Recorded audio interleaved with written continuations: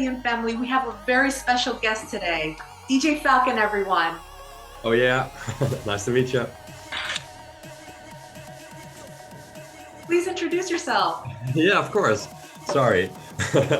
I am DJ T Falcon, also known as Tom from Eindhoven, the Netherlands, and I am a techno DJ and producer. What inspired you to choose your artist name? Well, it's actually a abbreviation, I guess. Like my legal name is Tom Valkov, and then if you like change it to English, if you translate it directly, it will become Tom Falcon, or actually Falcon Court. But I just changed it to Tom Falcon, so T Falcon, and also I cut in the T to maybe like that a lot of people thought it was for Techno Falcon, Tom Falcon, so T Falcon. Pretty legit, nice. What do you want to be known for in your music career? Well, as a DJ, especially for energetic sets, I also want to, I just say that, really introduce the crowd to new music as well. Also, not just the hits. Some people only play the hits, other people only play underground stuff. I want to make a nice mixture, so that people will Shazam a lot through the shows. Of course, in between dancing, I don't want to ruin that vibe, but and for the rest, for productions, I want to go very original. I want to really inspire people in many ways. I don't want to stick to one subgenre. I think that is a waste of creative talent. So I really want to grab something out of anything that inspires me. So how do you inspire people with your music? I would say through a mixture, I guess, of like I want to make something positive. Sometimes I want to make it like really dark and like really loud, but then like really dark techno and hard techno, but that usually also means like a really crappy atmosphere. And sometimes that can be nice, but I want to also introduce like positive speeches in there, or like positive thinking, basically, to really stir things up and to really give something nice as well on a dark night. I love that. What first got you into music? Well, actually, I was introduced to music through my dad. He's a drummer in a band, and I actually started listening to Deep Purple back in the day. That was my first tape ever. And from Deep Purple, actually, a neighbor kid introduced me to Sepultura, which is like a Brazilian metal band, which was way louder than Deep Purple, and that really got to me, like the really energetic stuff. And they were also very political, but I was quite young, so I couldn't quite get that yet. But then later on, also with like Rage Against the Machine, and I was really into the more rebellious rock and metal. And then later on, I also started listening to Dutch hardcore, pretty much. I was born and raised in the Rotterdam area, so that was really big. It was really about all, gabbers and hardcore and Thunderdome and that sort of stuff. So I really liked that. That was my introduction to the electronic music world. I love that. I think maybe all of us started that way too. Like, same thing with me. I started with rock and roll, heavy metal when I was younger, and then I transitioned into EDM when I got older. Nice. What inspires you to create music? I get inspiration from any place, anywhere. Sometimes I am watching a show on Netflix or like a movie or whatever, and I hear a cool quote, and I want to make something with that. It could also start with just melodies. It's just I just really like to make music. I also don't need anything else. Like there's not like a best time for me to be creative. Lots of people have it like in the mornings, or when they have used some how do I say that, stuff that makes them more creative. I did try that, but it actually didn't really make a difference for me. It's just whenever I got inspired, I got inspired. So it could be in the morning, it could also be in the afternoon or evening. It's really doesn't matter. Nice. So a quote inspires you, like start your creative process? Yeah, definitely. Yeah, or just some melody or whatever, or some sound that I hear. It's, yeah, can be anything. Nice. So how would you describe the music you typically create? It's really hard actually to box it in somewhere. um, I would say it's a mixture of like dark techno, hard techno, warehouse techno, and industrial techno. So those four. I love it. Which is actually a lot. But then again, you know, I also make like little trips to like different subgenres. It is like really hard to like stick to one thing, but I think it is really important to just keep exploring and not stick to one thing. No, totally, definitely. It keeps the fans on their feet, on their toes. Exactly. You mentioned a little bit that you start with a melody or you start with a quote. So how can you elaborate on your creative process? Yes, just, you know, I also made in the past like dubstep and trap. So with that background, I'm also like really focused on like the low end, sort of say. And also when I do collaborations with other guys or girls, it actually comes down to like, they always give me compliments on the low end of things, like lots of bass, like hard kick, and like lots of drums, lots of percussion. That is really my strength, I guess. And then melodies, not so much. So I usually start off with like samples and stuff. I'm really like a sample-based producer. I'm trying to learn more melody stuff, like synthesizers and whatnot. But it usually comes down to just dropping an acid line and then work from there. Or just start with like the kick and the percussion, and then I already hear sounds coming in that make sense. So, who would you like to collaborate with? Well, a couple, a lot actually. I would say Dex J, definitely. I Hate Models is another one. Remco Beekwilder is really awesome. Also the new kids on the block, I would say, like Trim or Nico Moreno or Jen. Really just, yeah, those kinds of guys who like really make the rough music, I would say, and that really inspires me, especially because they're like gaining popularity. Especially nowadays, it's like all the young kids over here, they all listen to hard techno, and then I mean like really almost hardcore techno.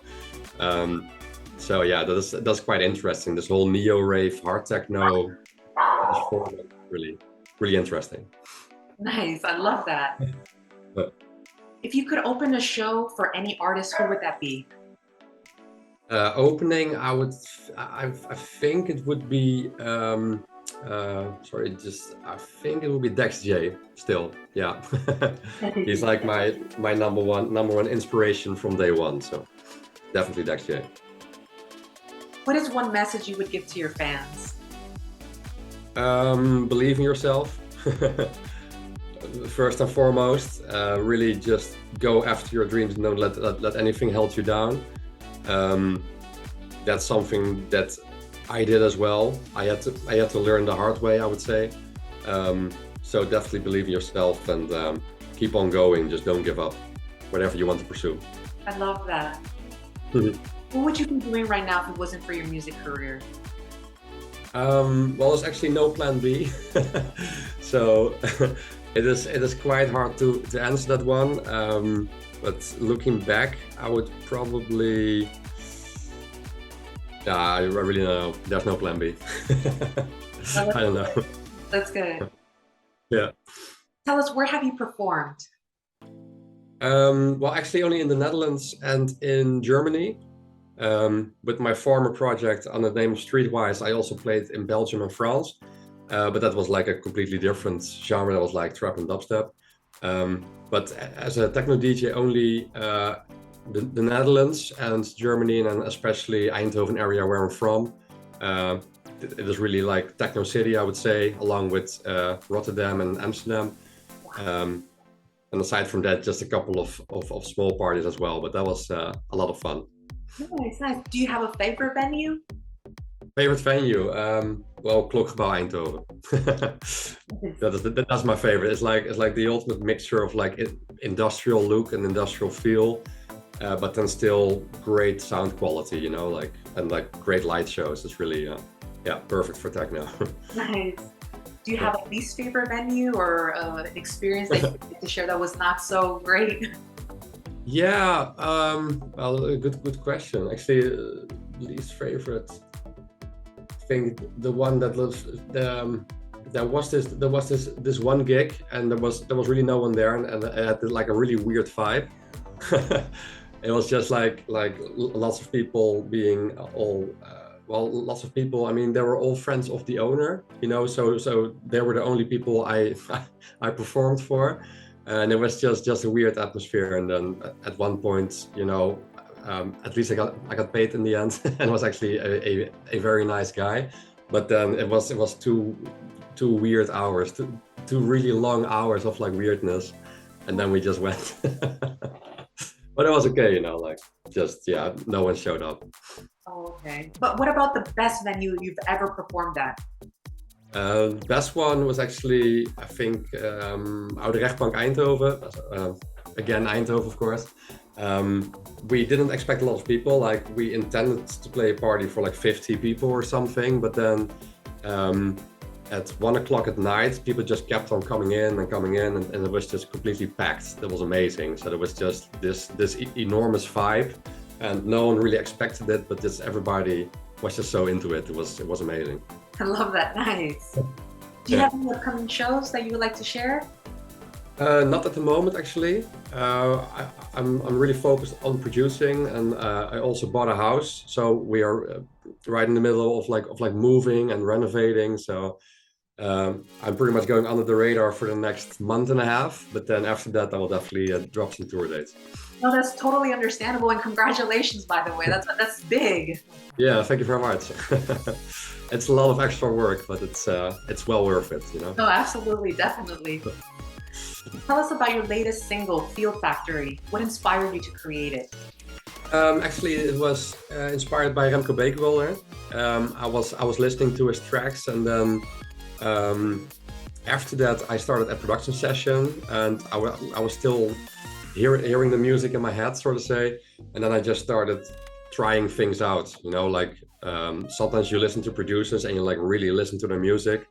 And you wonder, like, how did they make this? How did they make that? So it kind of started with that, just me exploring sounds, and then I just kept on going and going, and that was the end result. So I love it. It's one of my faves.